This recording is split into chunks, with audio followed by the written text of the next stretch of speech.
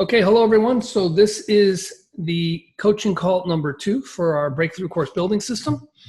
And just a recap of last week, we went over, we gave a tour of the site. We gave a tour of how it worked. We have the front end of the site, which is the login, the log out, the forgot password part, kind of like the foundation. We've got the dashboard, and the dashboard's got a number of smarts in it that allow us to see different icons. For example, here I have someone who's logged in and they have access to 2 courses. So the dashboard, we walked over how do we implement having it not, of course, I'm looking at my screen and I'm not sharing my screen. Isn't that cool? So so for example, here is, you guys are seeing the perfect starter kit, right? Yes. Yeah. Okay. So for example, here's someone who's logged in, but they don't have access to one course. They do have this one. So we went over how we implement this behind the scenes. We have over here we have the layout for the course and how the course protects itself by doing a redirect. And sorry, we've got the pets in the background. Excited. I have 3 dogs, so I can sympathize with you. I have a little one. They're going to be barking shortly. Yeah, well, it's the Amazon guy, I'm sure, is delivering something that's much more exciting to them than it is even to us. I've got mine right down here. Right. So we went over the different sections. So today, what I want to go over is, okay, what are the Infusionsoft campaigns behind the scene that enable us to control what's happening? But before we go to that, what I wanted to do is see, did you guys have any specific questions about what we covered, and any of the materials that, are there for the foundation section of the course? Go ahead, Sarah. No, I actually don't have any. I've not yet had a chance to go through all the content that we covered last week, but I have a good understanding of it. And now that I've got access to the site, I can now start going in and having a fiddle with it. So no, I'm pretty happy with it. And I watched all of the Infusionsoft videos for today. So I've got quite good. Oh, okay. So you went through the Infusionsoft campaigns. Got it. Okay. Yeah. I have a question. So all of the campaigns that you inserted into our Infusionsoft app, when we're ready to build the site, because what I've determined is that I'm going to turn my blog into another Memberium site that will have the courses. We could just copy the campaigns and create that you've inserted into our app and just change the tags around in those campaigns. Yes. Now, one thing, it's interesting because we had a specific case with you. Yes. So Matthew, out of the groups that are in this, session of the course, is the only one that we've done business with before. And as a result, we had built a give and remove access campaign for him.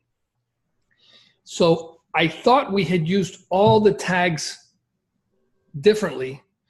However, there's one tag that's used internal to that when we activated it and when your other campaign activates, it sends out both of the confirmation emails.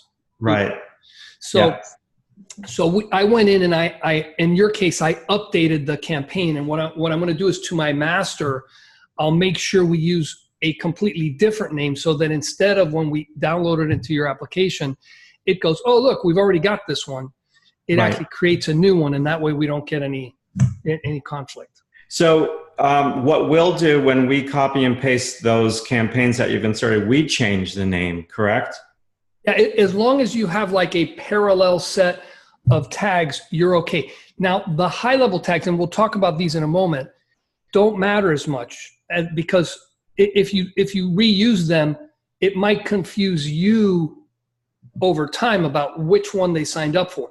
It's the trigger tags that you have to be careful for because they'll fire off different sequences if you're not careful. Okay, the trigger. And by the way, we're going to talk about that specifically when we get started with this. Thank you. Okay, so with that, let's get started. We're going to jump right into the campaigns themselves. And so let me this time actually share my screen. Okay, so here's the old site. I'm going to go in here and look at campaigns. Now, this is my operational account, as well as one that we use for for all of our work. And so we've got a lot of stuff. So I had to be really careful about not naming things and having conflicts. So one of the things that I did was, these are actually the ones I use to get people into this course that I'm giving, and not the one that we're reviewing today. So I actually have to go and look for the T. So, and I misspelled it. So it's the Perfect Starter Kit Give and Remove campaign. And I'll rename that in a moment. And then we have a purchase campaign, and we'll be going over both of these. So I'm naming them TPSK something. And then I'm also going to name, let's see, the give. And again, this should be TPSK. Now, this is a standard that we use. And if you guys want to adopt it, great. It's my suggestion. The other standard I've seen that's very common throughout the Infusionsoft space is the one that's defined by 6th division. It ends up giving you a lot of very long tag names. And if you have an extremely complicated environment, and I mean really, really big, and something that's got to scale massively, it's appropriate. Out of my customer set, maybe 10% fit into that category. And then everyone else, if they use that standard, would be a little bit overwhelmed, because there's just too much there, in my opinion. So we've got some simple standards. First of all, I always date my campaigns, and it's the date of when I first built it.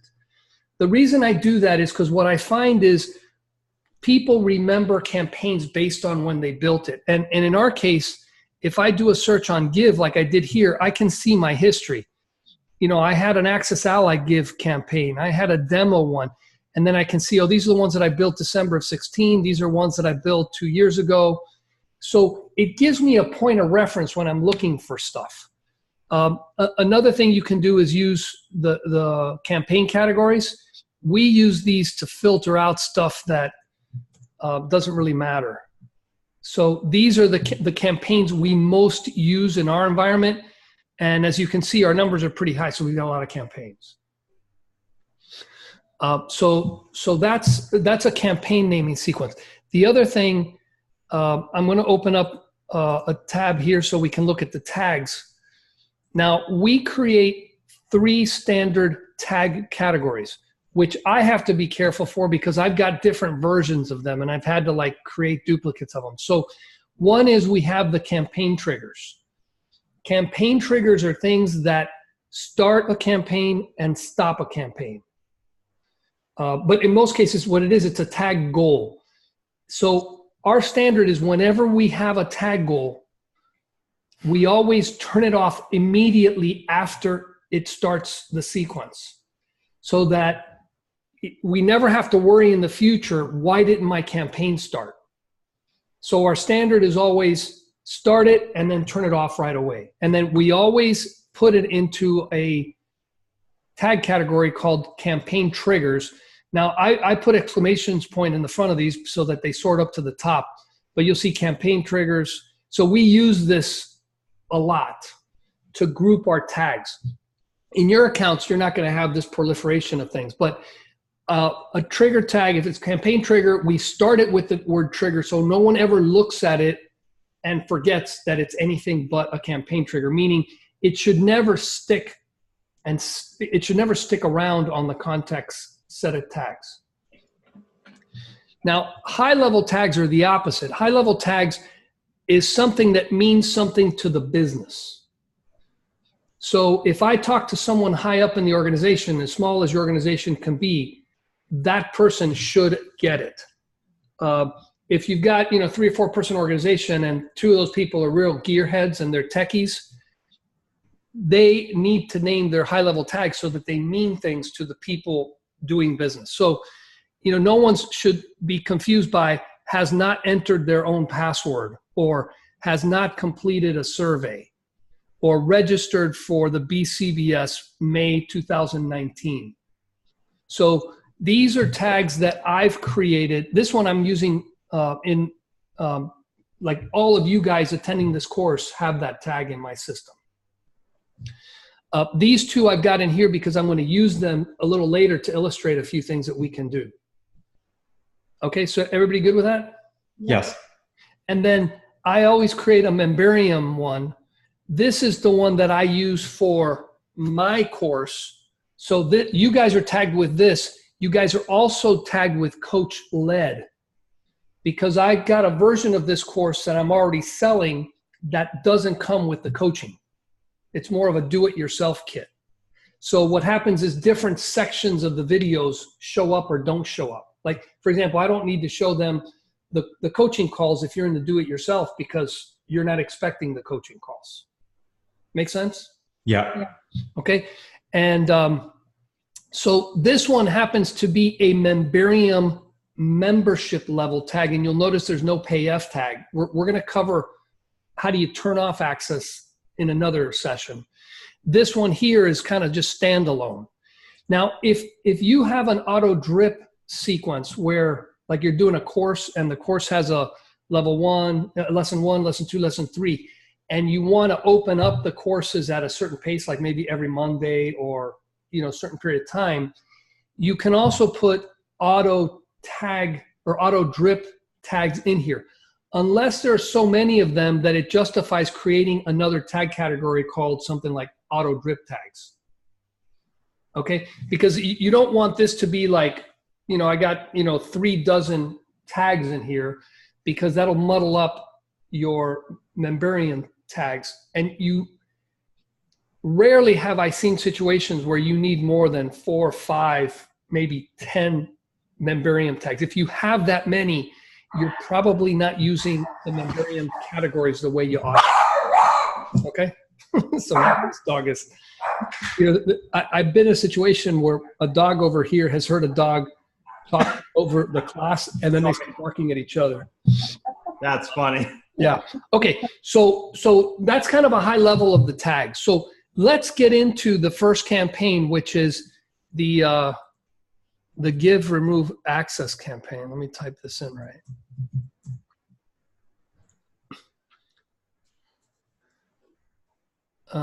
Okay. Oh, because that's the one that's, okay. So I got to do give, and it's this one.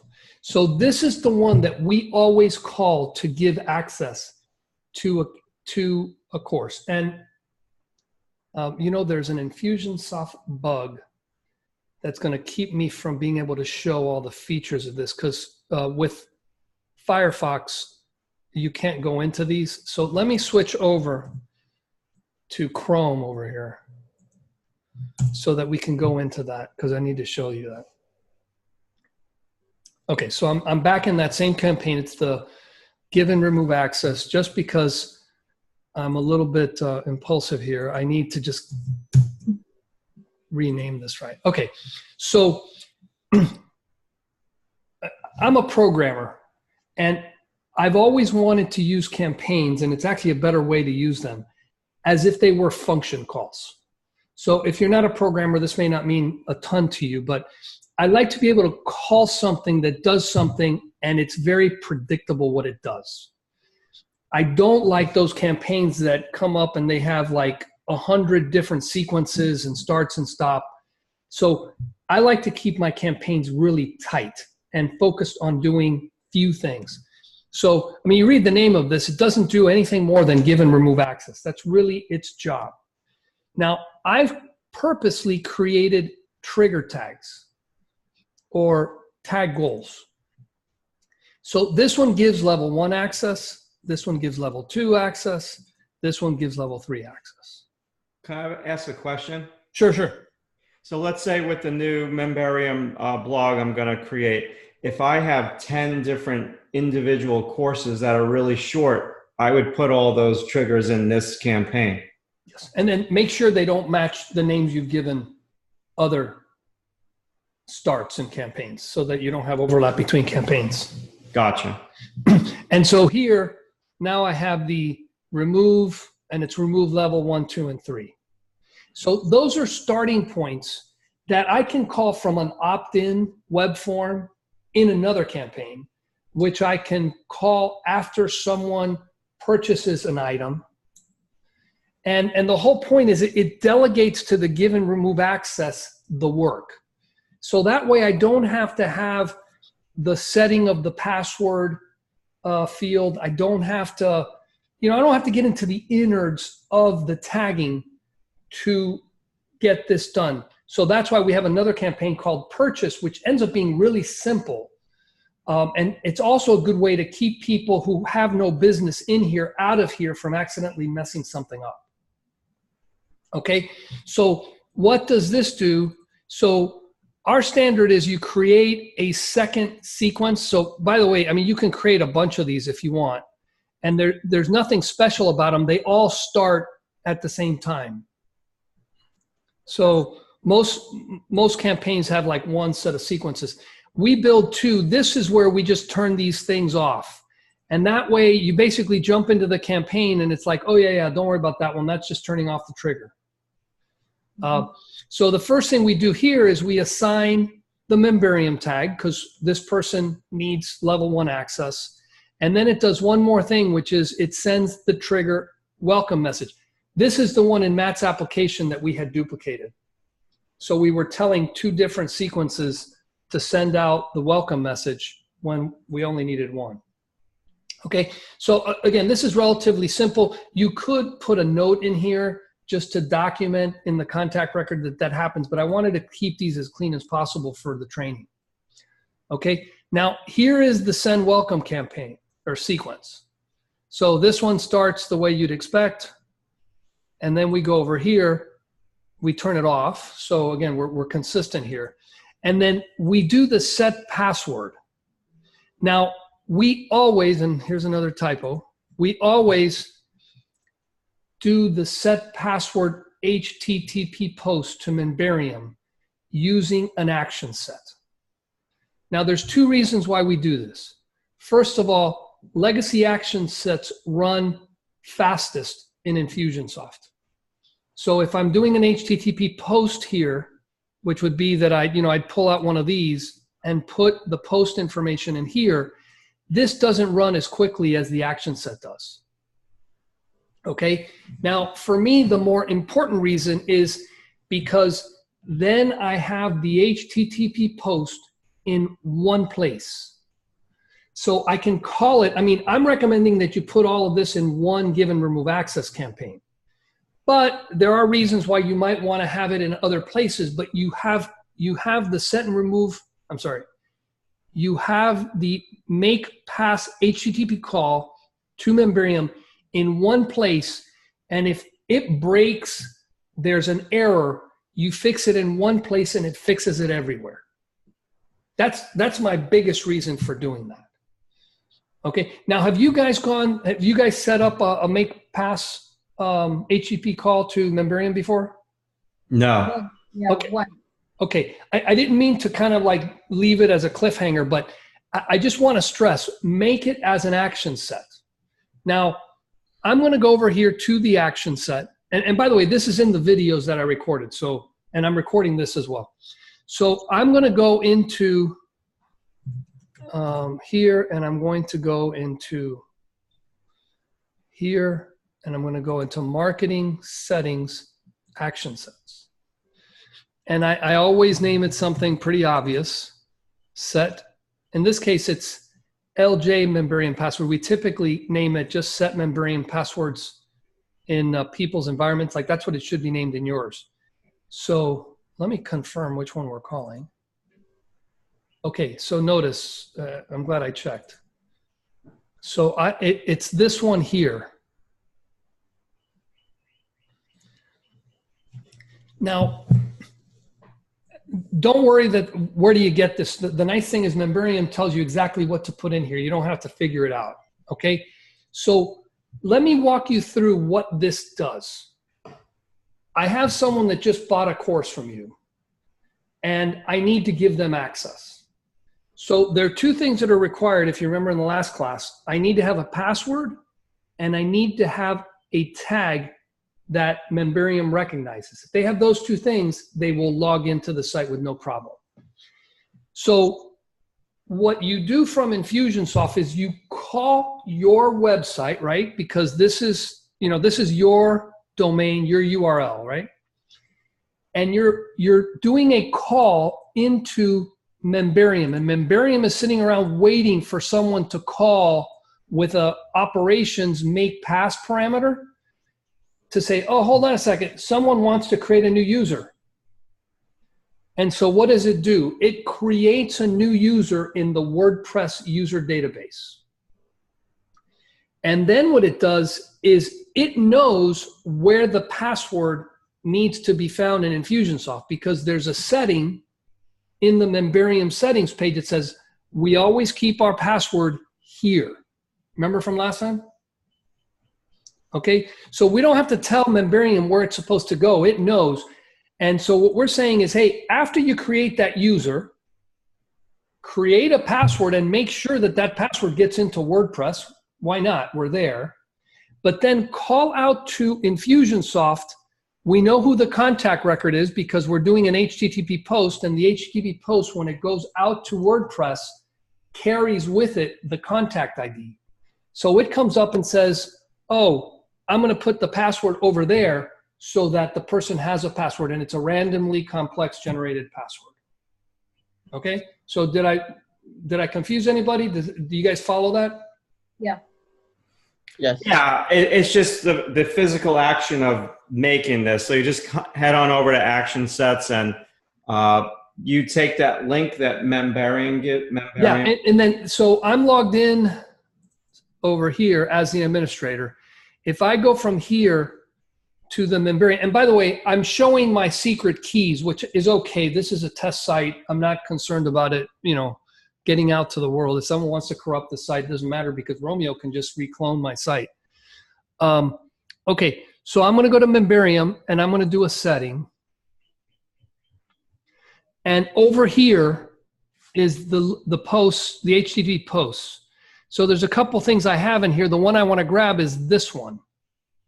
And so you'll see that this one ends in small letter W, capital S, small p. If I go over to the action set, oh, it's in another window. You see, it's the same. So all I did was copy and paste that link over here. Okay. So now, I mentioned earlier, if it breaks, you only have to fix it in one place. The classic time that everything breaks is when you change the domain for the site. So, you might be running the site at test.mydomain.com, and then when you go to launch it, it goes to members.mydomain.com, right? Well, the next time you call this at the old address, it's going to give a 404 error because it can't find that website. Okay? The other time, and this is actually happening more and more often since last year when Google requires that sites have an SSL certificate, is someone will go update their domain so that it has an SSL certificate, and now it's an HTTPS, and that causes a failure. It will cause a record depending upon how the certificate was installed on the server. In some cases, it won't break it. In other cases, it will break it, and then you get a 301 error. But if you're getting any error, the best way to fix the problem is you go to the action set, grab the link from this page here, and this link is always going to be right because it's not going to be naming the wrong domain. And if it needs to be HTTPS or not, it will be there. So I'm just saying I've had people come up and call me. It's like, George, our site broke. The passwords are going out blank. And the first place I go is to the set action set. And it's like, oh, look at the HTTP post. It's wrong. Okay. And if you have HTTP posts in 6 different campaigns, then you've got to search them out to find out, did I get them all? And there's no real easy way to find all the HTTP posts and campaigns. So, word to the wise, put it in an action set and, leave it at that.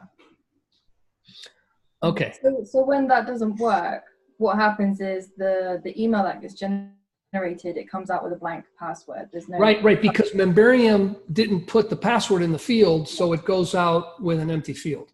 I've had that happen randomly to me, where all of a sudden, out of the blue, somebody will email me and say, "Hey, I just signed up. The password was blank," and I look at the email. It just happens every once in a while. It's so strange.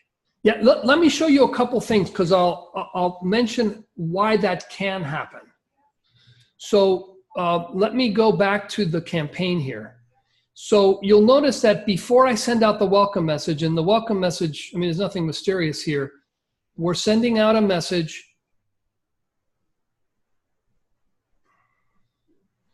with a click here. This is the auto login link. I'll show you how we get that. And then we got to give it the domain of the site. And then this is nothing more than a merge field for the email.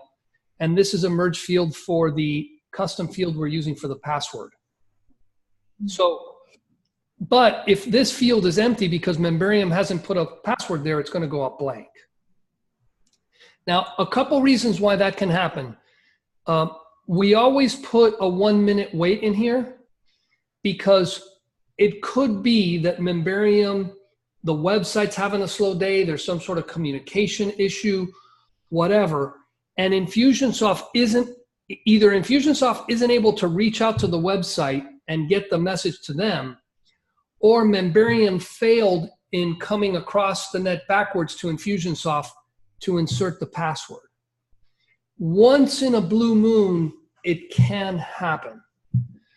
Now, we come up and we wait a minute because that should give Memberium more than enough time to do the job.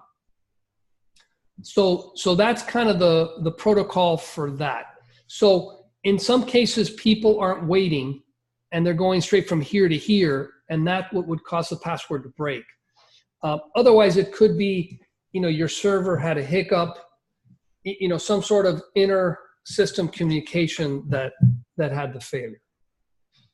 So if that does happen, would you then manually push them back through the sequence?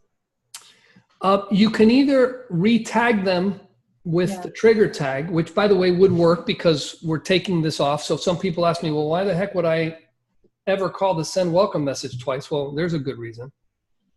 So just run them through here again, or what worked for me is I just type in a random password in the custom field and I send it to them manually. It's worked for me multiple times. Yeah, that's the safest way because you're actually doing it manually. You're going into the system manually anyway. Okay, so you just go into the contact record, put in a password, save the field, and then email them. Correct. Memberium recognizes that.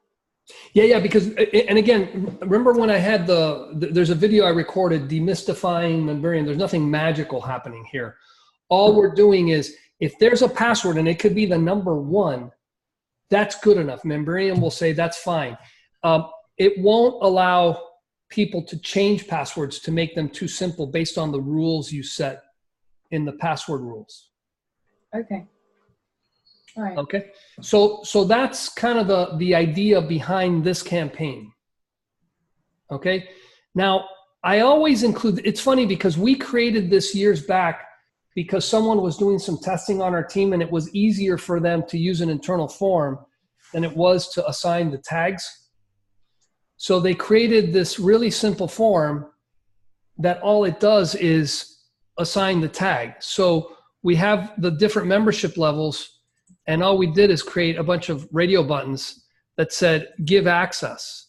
And all it does is it triggers the corresponding trigger tags. So it's just a quick and easy way to then have an internal form available, which if your customer service team isn't, a team you want messing around with tags, you can't mess up in internal forms, assuming you know how to find them. But you could accidentally tag them with the wrong tag, and then you're wondering, oh, they didn't get their credentials.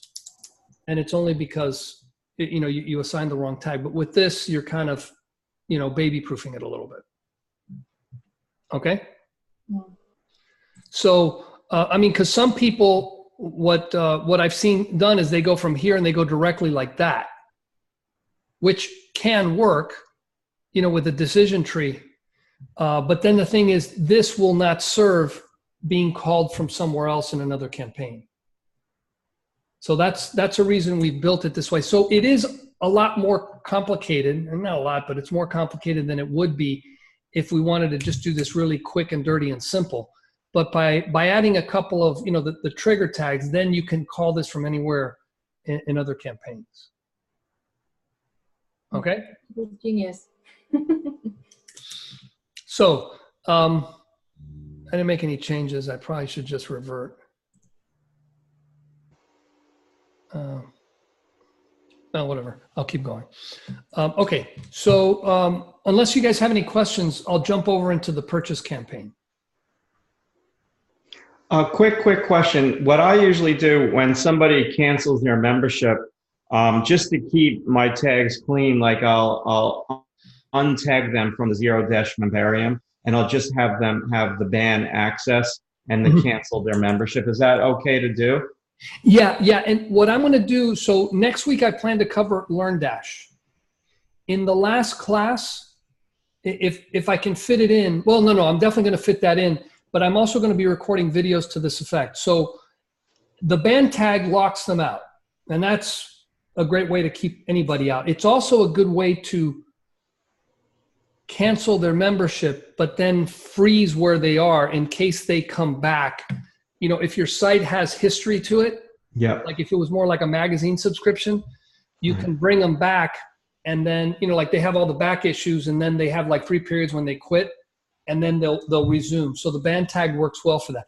But I'm also going to cover how to use the payf tag, and then you can also use the cancel and the suspend tags to give a different experience when people log in, so that they don't just get a password failed, they get sent to a page that tells them, by the way, you haven't paid your bill, or by the way, you're temporarily suspended for this reason per our agreement.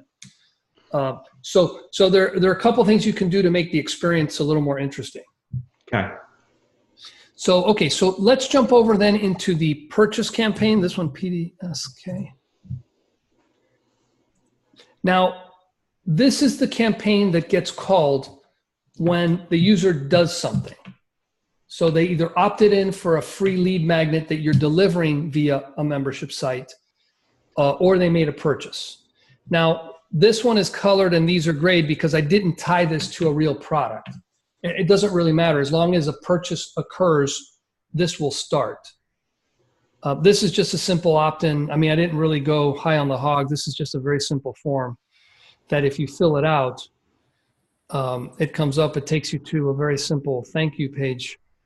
Thank you for requesting. We'll send you something in the mail a little bit. And then it starts this level. So you'll see how simple this is. This is where we come up and we assign the opted in high level tag. And then all it needs to do is trigger give level 1 access, and it's done. So I purposely want to keep this campaign really simple. And then this is where I would put in a follow-up sequence. So let's talk about what messages we typically send people when they buy a course or buy a membership, a coaching program, whatever it might be. Now, you can do this differently, but think about it. So one of the things people typically want when they buy something is, I want a receipt for my records. You hit up my credit card. I want to know how much it was for, who's it from, something I can give to my accountant so that I have it in my records. The other thing they need is they need their credentials. Now, my recommendation is you send a very light credential email that people will actually save and use. You know, as opposed to a long welcome, and this is Matt Archibald, and man, you know, the drawing programs I have are the greatest thing since sliced bread, and, you know, make sure that you whitelist my email so you don't miss out on anything, and blah, blah. People want that really simple email, and a lot of people will actually save it in a folder, assuming they don't bookmark it and maybe put it into like a LastPath or a RoboForm. But that is a piece of information they want so that they know how to quickly get into their program. Okay? I recommend a third one, which is the flowery one. It's the one that you send out, setting expectations, making yourself available. If you want to get a hold of our customer service people, here's the email you use for that, or the phone number. Hey, there's a Facebook group I really would like you to join. That's additional information, a great way to build a community, yada, yada, yada, yada. People typically read that one time. They'll be excited about reading it typically because they just spent money on your course. And now you can address buyer's remorse possibly there as well. Because some people will be all excited and then they came up and they left for lunch or end of the day. And by the next morning, the wife came up and said, hey, what's this $150 charge on our credit card? Oh, honey, I had to buy this thing. And then the honey's coming up and going, well, do you really need that? Okay, so now they come in the next morning and the guy's already gun shy thinking, man, maybe I ought to get a refund because they did offer me a 30-day money back guarantee. And then it's kind of like, well, based on what you told me, you wanted to accomplish this and this and this. So, you can address those objections and the buyer remorse kind of issues in that email. But once they read that third email, they're not going to look at it again. And if you depend upon them reading that again, you're in trouble because that probably, went into the, trash can or wherever. They'll never find that one again. And that's where, now you have a follow-up sequence.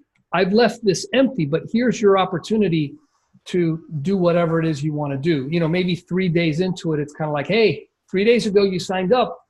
I hope everything's going well. If you have any questions, blah, blah, blah. Day 6, hey, by this time, I hope that you're by this part of the course.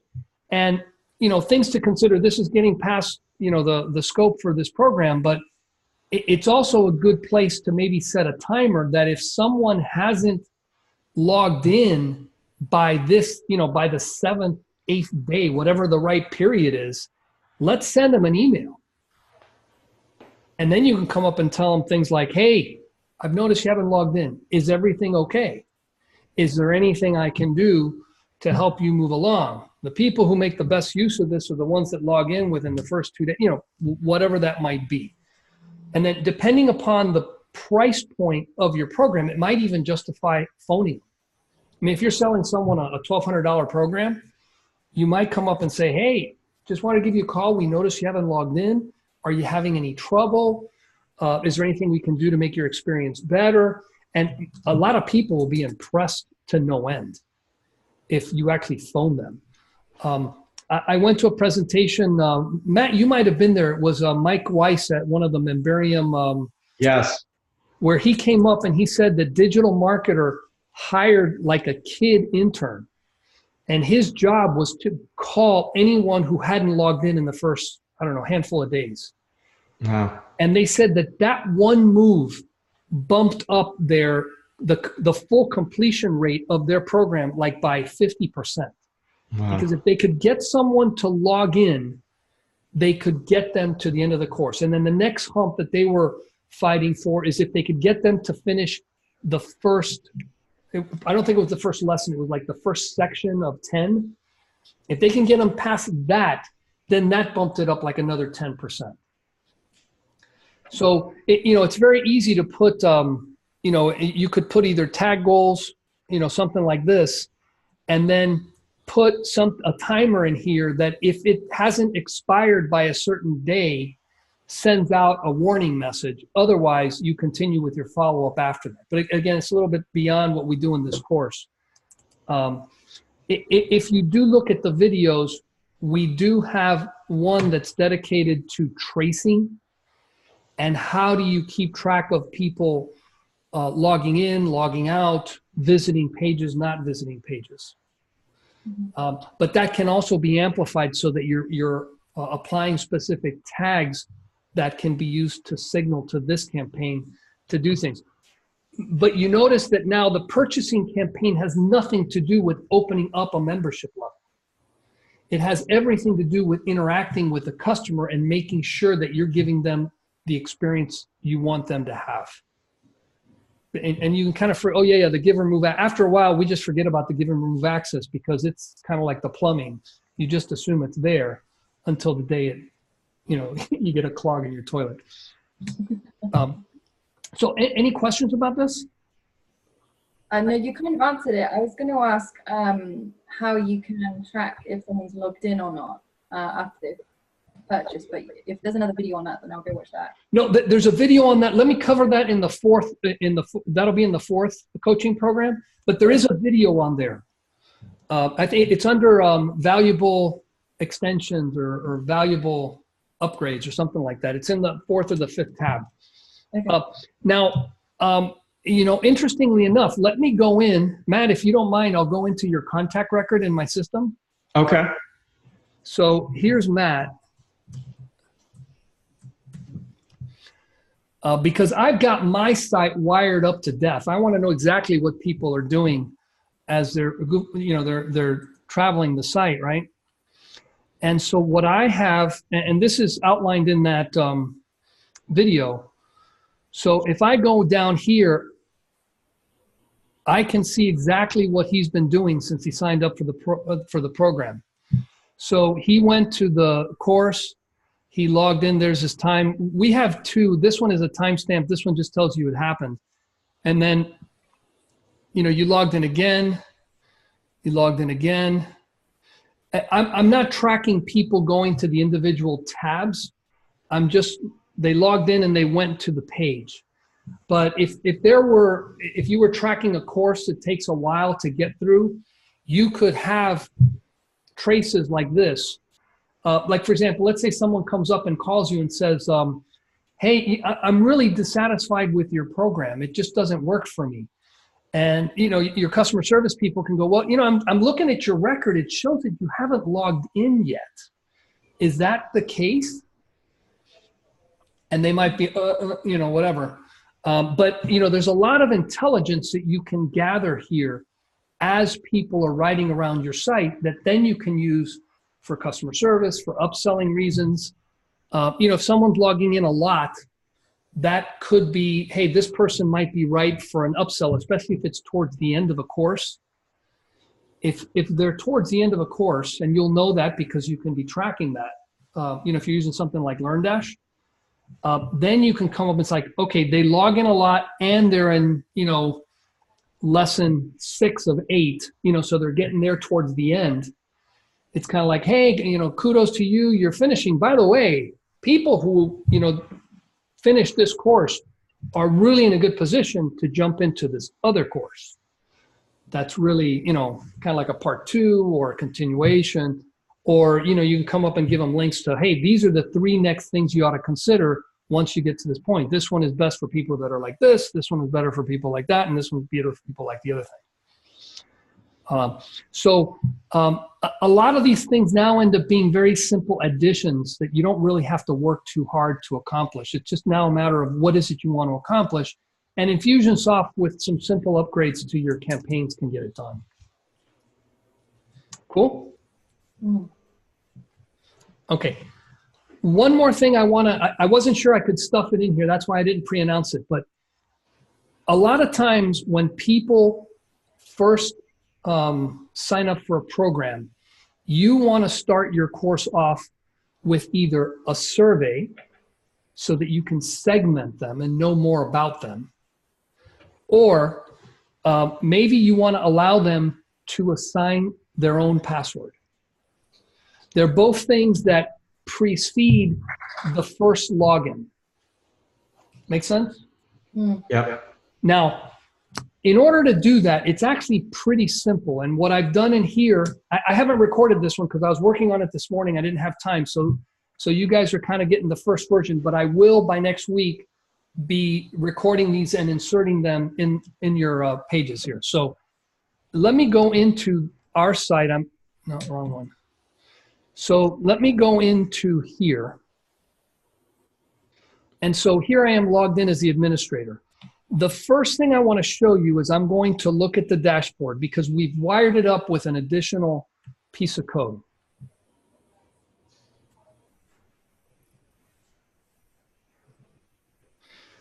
So let me click on this thing at the top. Now I'm a programmer, so I like indentation and things to look really neat, right? The first thing I do is if you're an administrator, please ignore this. because otherwise the administrator is always assumed to have tags, and then you'll get to the dashboard and it's going to try to redirect you. So that's the reason why I have that and that. But the real logic here is if someone has the tag that says they haven't filled out the survey, then I want to redirect them to that page.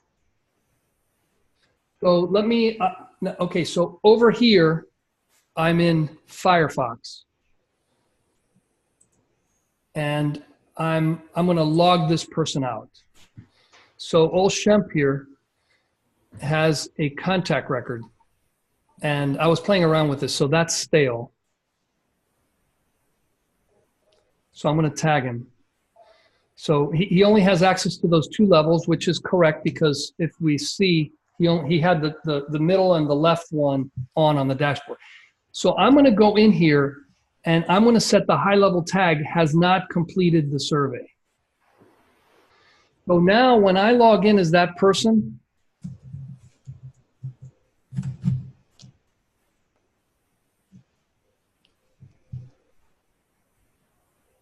they're not allowed to get to the dashboard. And I purposely put it on a page where they don't have any navigation.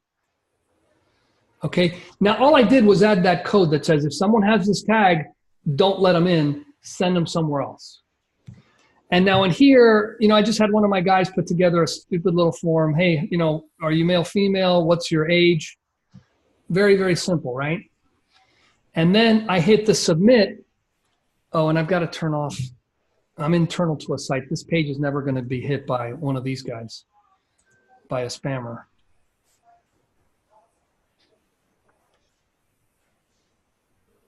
So survey is complete.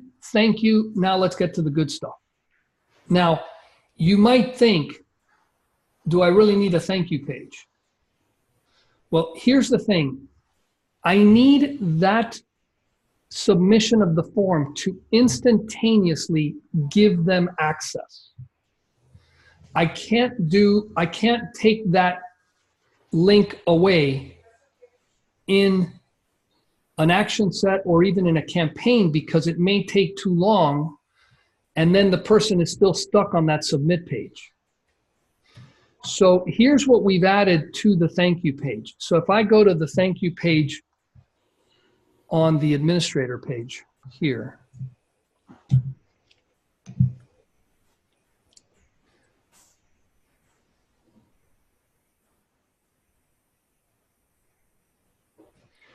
you'll see that I have a very simple Memberium tag that you rarely use. But all this is saying is, hey, whenever this page loads, whoever's logged in, remove. There's a little minus sign there. I don't know if you can see it. I want you to remove that tag. So the minute they land on this page, not only does it remove the tag in Infusionsoft, but it also makes sure that the WordPress Memberium environment understands that. Because sometimes you can set a tag in Infusionsoft and the website doesn't see it until the next time they log in. So that's why we do it right here on that page. And now that you have them landed nicely on this page, he's kind of going, oh, look, okay, this is just kind of a thank you for filling out the survey. Well, if I look under the covers in Shemp's, so here's the way it was before. If I refresh it, you see that the tag was removed.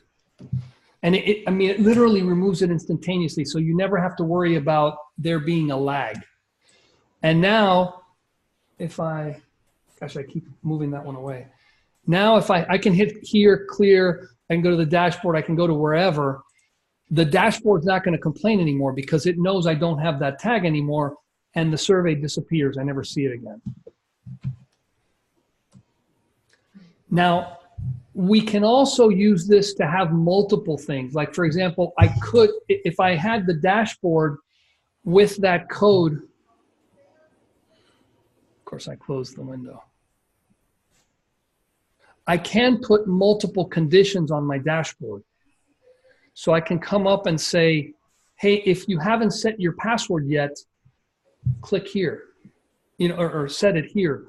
So I could have wired up this page to have multiple conditions. So the first thing you could have come up and said, hey, if the guy doesn't have a password, send them to a set password screen.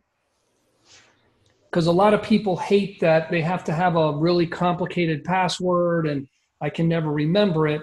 So let them pick their own password. And you would use Memberium's set password shortcode, which gives them 2 fields, and they have to make sure that both of them are exactly the same.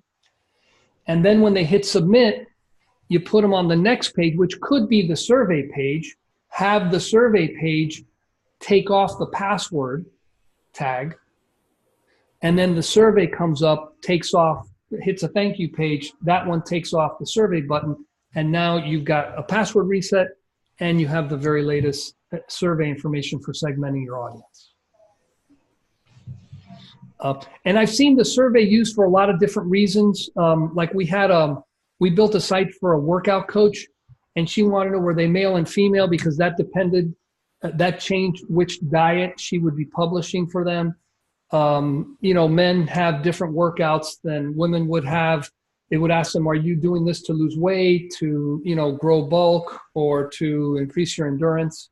And then based on that, they could either market to them differently or show different parts of the site to them.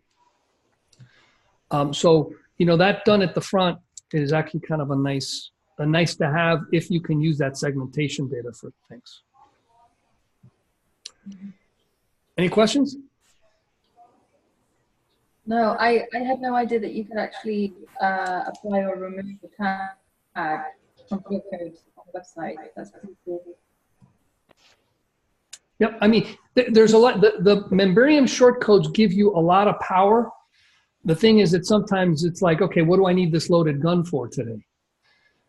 But once someone says, oh, this is really an appropriate tool for this, like that set tag, you know, the one that I put on the thank you page is actually rarely used. But if you want to slam something and make it happen right away, it can allow you to control one of a number of things.